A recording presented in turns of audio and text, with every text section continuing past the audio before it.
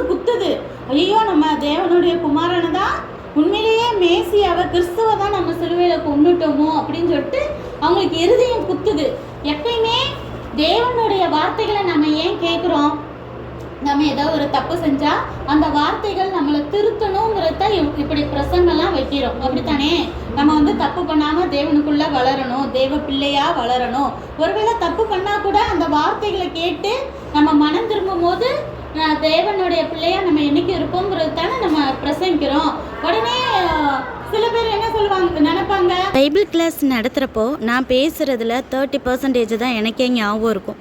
மற்றதெல்லாம் எப்போ பேசுனேன்னு எனக்கே தெரியாது.